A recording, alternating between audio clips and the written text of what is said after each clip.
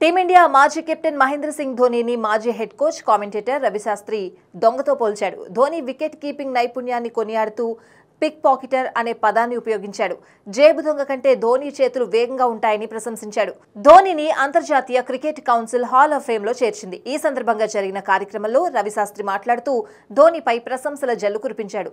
ధోనీ చేతులు pick pocketer కంటే వేగంగా ఉంటాయి. మీరెప్పుడైనా భారత్లో ముఖ్యంగా అహ్మదాబాద్లోని ఒక పెద్ద మ్యాచ్కు వెళ్తే మీ వెనుక ధోనీ ఉండకూడదని చూసుకోండి, లేదంటే మీ పర్స్ మాయమైపోతుంది అని రవిశాస్త్రి అనగా అక్కడ నవ్వులు పూశాయి. అయితే ధోనీ వేగవంతమైన వికెట్ కీపింగ్ ను ప్రశంసిస్తూ రవిశాస్త్రి ఈ వ్యాఖ్యలు చేశాడు.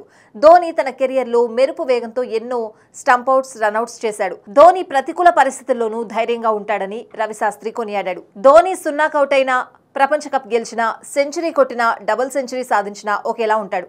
అతనిలో ఏ మాత్రం తేడా కనిపించదు అని రవిశాస్త్రి చెప్పుకొచ్చాడు. అయితే భారత జట్టుకు 3 ఐసీసీ ట్రోఫీలు అందించిన ఏకైక కెప్టెన్ గా ధోనీ గుర్తింపు పొందాడు. అతని నాయకత్వంలోనే భారత్ 2009లో టెస్టుల్లో నెంబర్ 1 స్థానానికి చేరుకుంది.